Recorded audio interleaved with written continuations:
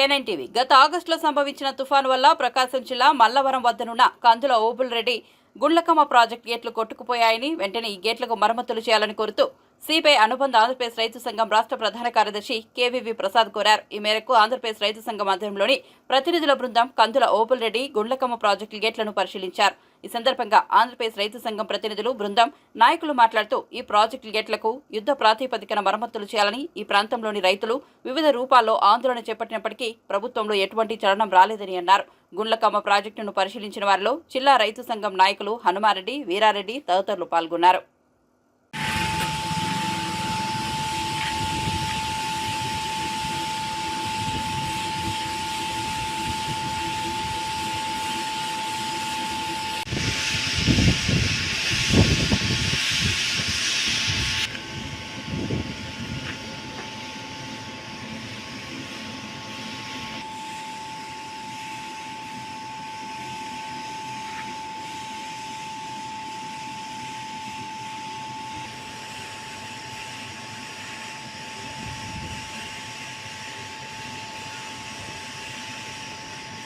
అమ్మ వాళ్ళ పట్టిన పో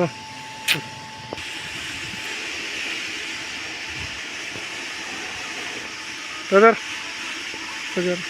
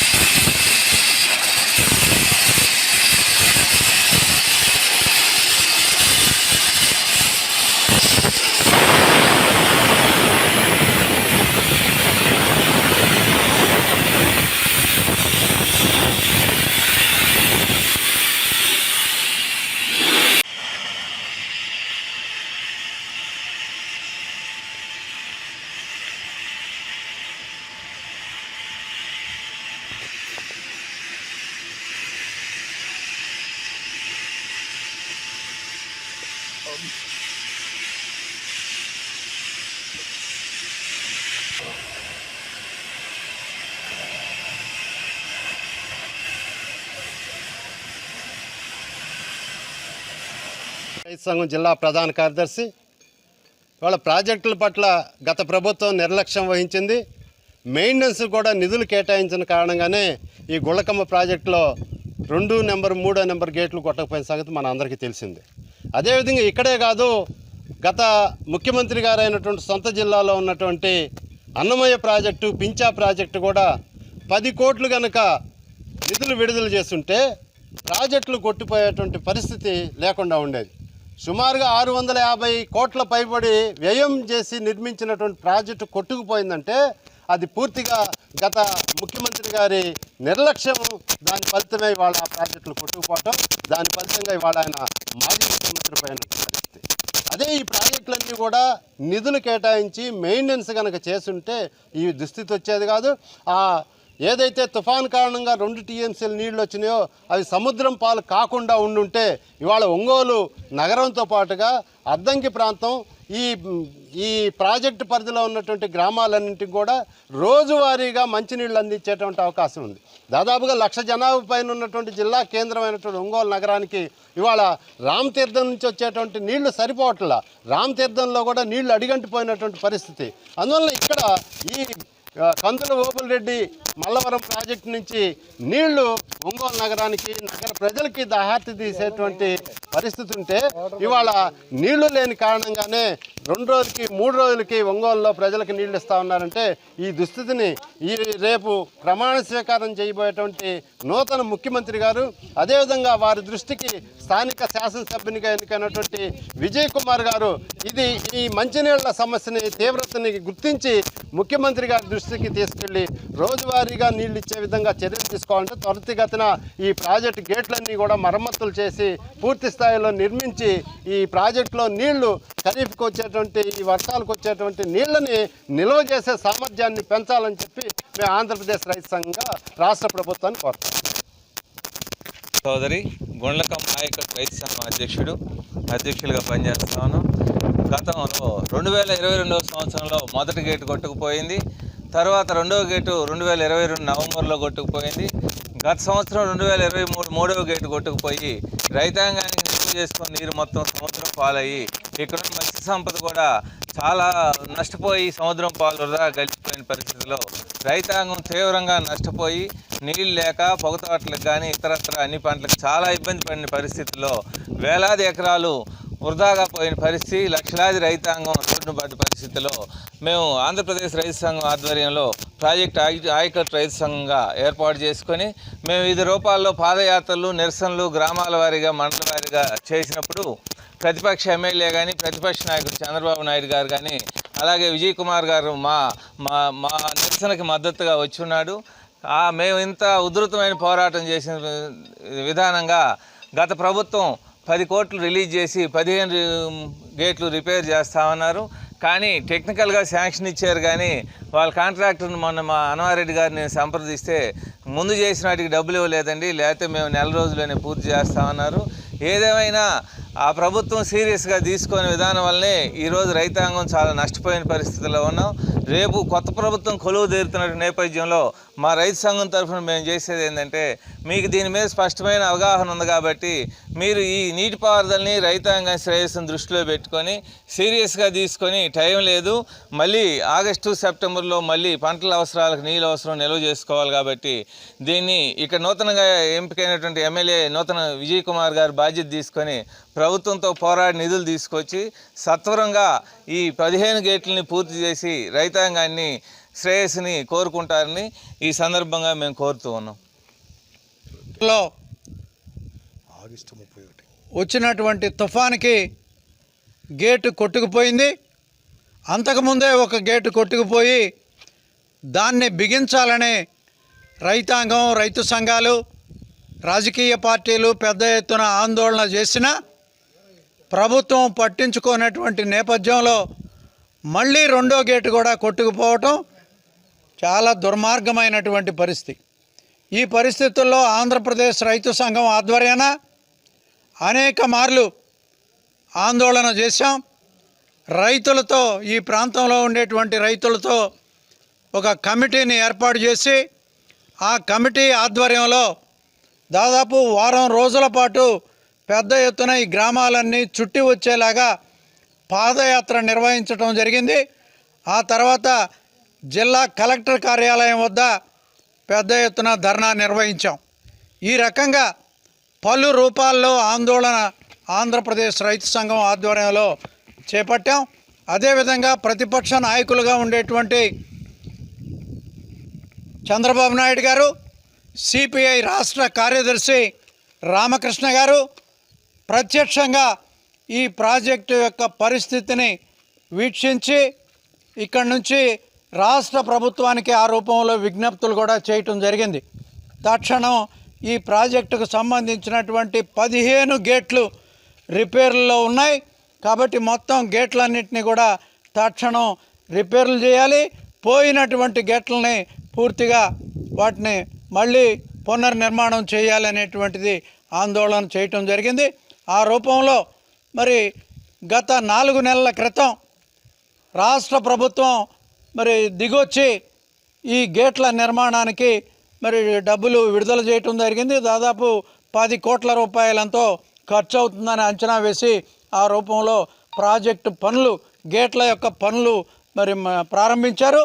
మరి రైతులు ఆందోళన చేయడం, రైతులు ఒక రకంగా చాలా ఇబ్బందులకు గురయ్యి ఈ ప్రాంతంలో ఉండేటువంటి ఈ నీటి సదుపాయం అందక అనేక రకాలుగా పంటలు దెబ్బతినేటువంటి పరిస్థితి వస్తే కానీ రాష్ట్ర ప్రభుత్వం పట్టించుకోనటువంటి పరిస్థితి ఉన్నది. అందువల్ల ఇప్పటికైనా మరి రాష్ట్ర ప్రభుత్వం చొరవ తీసుకొని ఎన్నికలకు ముందే ఈ కార్యక్రమాన్ని, ఈ రిపేర్ల కార్యక్రమాన్ని ప్రారంభించింది. ప్రస్తుతం 1, 2, 3, 4 గేట్ల యొక్క రిపేర్లు, మళ్ళీ కొత్త గేట్లు పునర్నిర్మాణం చేయటం ఇవన్నీ జరుగుతూ ఉంది. మొత్తం 15 గేట్లు పూర్తయ్యే తలకి ఇక్కడ ఉండేటువంటి కన్స్ట్రక్షన్ చేస్తున్నటువంటి ఉద్యోగులు వాళ్ళు చెప్పేదాన్ని బట్టి ఇంకొక 6 మాసాల పాటు ఇది కొనసాగుతుంది అని చెప్పి చెబుతున్నారు. మరి వచ్చే ఖరీఫ్ సీజన్ ఇప్పటికే ప్రారంభమైంది. మరి నాగార్జున సాగర్ నీళ్లు విడుదలయ్యేటువంటి పరిస్థితి ఉంది. ఇప్పటికే కృష్ణా నదికి వరదలు వస్తూ ఉన్నాయని చెప్తా ఉన్నారు. కాబట్టి వచ్చేటువంటి నీటిని మరి సద్వినియోగం చేసుకోవాల్సినటువంటి అవసరం ఉంది. ప్రభుత్వం కొత్తగా నూతన ప్రభుత్వం చంద్రబాబు నాయుడు గారి ఆధ్వర్యంలో ప్రభుత్వం ఏర్పడతా ఉంది. వచ్చేటువంటి ప్రభుత్వం అయినా తక్షణం ఈ ప్రాజెక్ట్ని ఇంకా త్వరితగతిన పూర్తి చేసేదానికి, రాబోయేటువంటి ఖరీఫ్కి నీళ్లు అందించేదానికి కృషి చేయాలని చెప్పి విజ్ఞప్తి చేస్తూ ఈ ప్రాంత ఎమ్మెల్యే విజయ్ కుమార్ గారు మరి ఆనాడు మేము ఆంధ్రప్రదేశ్ రైతు సంఘం ఆధ్వర్యంలో ఇక్కడ పాదయాత్ర నిర్వహించే సమయంలో పాదయాత్రని ప్రారంభించడానికి కూడా ఆయన కూడా వచ్చారు. ఈ సమస్య అంతా వారి దృష్టికి కూడా తీసుకువెళ్ళటం జరిగింది. ఆ రోజు ప్రతిపక్ష నాయకుడిగా ఉన్నాడు, ప్రతిపక్ష పార్టీ మాజీ ఎమ్మెల్యేగా ఉన్నారు. ఇప్పుడు ఆయన ఎమ్మెల్యే అయ్యారు కాబట్టి తెలిసినటువంటి అవసరం ఉంది. ప్రభుత్వం కొత్తగా నూతన ప్రభుత్వం చంద్రబాబు నాయుడు గారి ఆధ్వర్యంలో ప్రభుత్వం ఏర్పడతా ఉంది. వచ్చేటువంటి ప్రభుత్వం అయినా తక్షణం ఈ ప్రాజెక్ట్ని ఇంకా త్వరితగతిన పూర్తి చేసేదానికి, రాబోయేటువంటి ఖరీఫ్కి నీళ్లు అందించేదానికి కృషి చేయాలని చెప్పి విజ్ఞప్తి చేస్తూ ఈ ప్రాంత ఎమ్మెల్యే విజయ్ కుమార్ గారు మరి ఆనాడు మేము ఆంధ్రప్రదేశ్ రైతు సంఘం ఆధ్వర్యంలో ఇక్కడ పాదయాత్ర నిర్వహించే సమయంలో పాదయాత్రని ప్రారంభించడానికి కూడా ఆయన కూడా వచ్చారు. ఈ సమస్య అంతా వారి దృష్టికి కూడా తీసుకువెళ్ళటం జరిగింది. ఆ రోజు ప్రతిపక్ష నాయకుడిగా ఉన్నాడు, ప్రతిపక్ష పార్టీ మాజీ ఎమ్మెల్యేగా ఉన్నారు. ఇప్పుడు ఆయన ఎమ్మెల్యే అయ్యారు కాబట్టి తక్షణం రాష్ట్ర ప్రభుత్వంతో సంప్రదించి దీనికి అవసరమైనటువంటి నిధులు అధికంగా మంజూరు చేయించి రిపేర్లు అధికారులతో మరి ఆయన మొట్టమొదటి కార్యక్రమంగా ఎమ్మెల్యేగా రేపు ప్రమాణ స్వీకారం చేయబోతున్నారు. కాబట్టి ప్రమాణ స్వీకారం అనంతరం తక్షణం దీనికి సంబంధించినటువంటి అధికార యంత్రాంగాన్ని కూడా పిలిచి తక్షణం ఈ ప్రాజెక్టు నిర్మాణంలో ఎటువంటి జాప్యం లేకుండా పూర్తి చేయించాల్సినటువంటి అవసరం ఉందని చెప్పి వారికి ఈ సందర్భంగా విజ్ఞప్తి చేస్తున్నాం. అదేవిధంగా ఈ ప్రాజెక్టు కింద ఉండేటువంటి ప్రధాన 2 కాలువలు కూడా పూర్తిగా చెత్త చెదారంతో నిండిపోయినాయి, నాచు ఇవన్నీ కూడా పేరుకుపోయినాయి. అదేవిధంగా ఇంకా కింద ఉండేటువంటి మేజర్లు మరి వాటిల్లో కూడా ఇంకా నిర్మాణాలు జరగాల్సినటువంటి పరిస్థితి ఉంది. కాబట్టి మొత్తం ఈ ప్రాజెక్టుకు సంబంధించినటువంటి దాదాపు 1,20,000 ఎకరాలకి సాగునీరు అందించేటువంటి ఈ కార్యక్రమాన్ని కొనసాగించేదానికి రాబోయేటువంటి ఖరీఫ్ సీజన్లోనే దీన్ని పూర్తి చేసేయడానికి అవసరమైనటువంటి చర్యలు తీసుకోమని చెప్పి ప్రస్తుత నూతన రాష్ట్ర ప్రభుత్వాన్ని, నూతన ఎమ్మెల్యేని, నూతనంగా మరి ఇరిగేషన్ మంత్రివర్యగా బాధ్యత తీసుకుపోయేటువంటి వారిని ఈ సందర్భంగా విజ్ఞప్తి చేస్తూ ఉన్నాను. Thank you. గుళ్ళకమ్మ ప్రాజెక్ట్ ఆయకట్టు రైతుల సంఘం కార్యదర్శి. దాదాపు 650 కోట్లకు పైగా ప్రజాధనాన్ని ఖర్చు పెట్టి ఈ ప్రాజెక్టు నిర్మించడం జరిగింది. 2009 నాటికి ఈ ప్రాజెక్టు పూర్తయింది ఇక్కడ. కానీ 15 సంవత్సరాలైనా ఇప్పటికీ ఏదైతే నిర్దేశిత లక్ష్యం ఉందో గ్రావిటీ మీద పొలాలకు నీళ్ళు ఇవ్వటం అనేది ఇవాళకి సాధ్యం కాల.